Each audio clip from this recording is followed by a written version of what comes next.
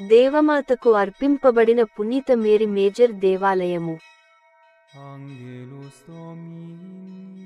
హనన్య, ప్రభువు నిన్ను పంపలేదు, నీవు ప్రజలచే అనృతమును నమ్మించింతివి. సోమవారం, ఆగస్టు 5, 2024. మొదటి పట్టణం, యెర్మీయా గ్రంథము 28వ అధ్యాయం 1 నుండి 17 వచనాలు. ఆ సంవత్సరముననే, అనగా సిద్కియా రాజు పరిపాలన కాలము 4వ ఏడు 5వ నెలలో, గిబ్యోను నగరవాసియు అస్సూరు కుమారుడునైన హనన్యా ప్రవక్త యాజకులను ప్రజలను వినుచుండగా దేవలమున నాతో ఇట్లు పలికెను: ఇశ్రాయేలు దేవుడైన ప్రభువు ఇట్లనుచున్నాడు, నేను బాబిలోనియా రాజు కాడిని విరుగుగొట్టితిని. బాబిలోనియా రాజగు నెబుకద్నెసరు ఈ తావు నుండి తన దేశమునకు కొనిపోయిన దేవాలయ పాత్రములన్నిటిని 2 ఏండ్ల కాలములోనే నేను మరల కొనివత్తును. యెహోయాకీము కుమారుడు యూదారాజునగు యెహోయాకీమును, బాబిలోనియాకు బందీలనుగా గొనిపోయిన యూదా దేశీయులందరినీ నేను వెనుకకు తీసుకొని వత్తును.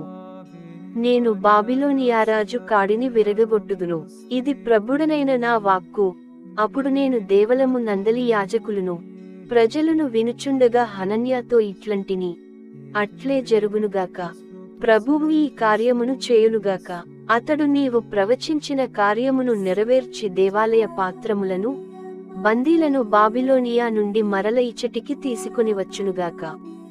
కాని నేను నీకును ఈ ప్రజలకును చెప్పు పలుకులాలింపుము.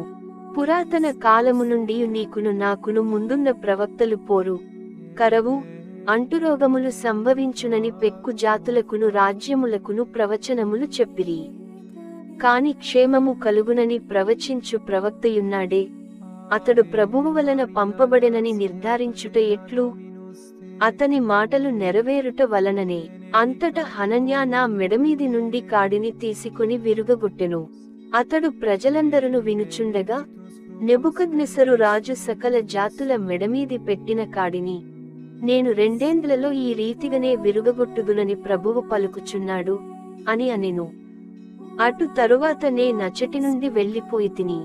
హనన్యా నా మెడమీది కాడిని విరుగగొట్టిన తరువాత ప్రభువు నాకు తన వాక్కు ఇట్లు వినిపించెను: నీవు హనన్యా వద్దకు వెళ్ళి అతనితో నా మాటలుగా ఇట్లు చెప్పుము. నీవు కొయ్యకాడిని విరుగగొట్టవచ్చును, కాని దానికి బదులుగా నేను ఇనుపకాడిని సిద్ధము చేయుదును. సర్వశక్తిమంతుడైన ఇశ్రాయేలు దేవుడు ఇట్లనుచున్నాడు: నేను ఎల్ల ప్రజల మీద ఇనుపకాడినుంతును. వారు బాబిలోనియా రాజగు నెబుకద్నెసరునకు ఊడిగము చేయుదురు. నేను వన్యమృగములు కూడా అతనికి సేవలు చేయునట్లు చేయుదును. తదనంతరము నేను హసన్యాలో ఇట్లంటిని: ఓయి, నీవు నా పలుకులాలింపుము. ప్రభువు నిన్ను పంపలేదు, నీవు ప్రజలచే అనృతమును నమ్మించితివి. కనుక ప్రభువు నీతో ఇట్లు చెప్పుచున్నాడు: నేను నిన్ను భూమి మీది నుండి ఆవలకు గెంటివేయుదును. ప్రభువు మీద తిరుగుబాటు చేయుడని నీవు ప్రజలకు బోధించితివి. కావున ఈ 7 ముగియక మునుపే నీవు చత్తువు.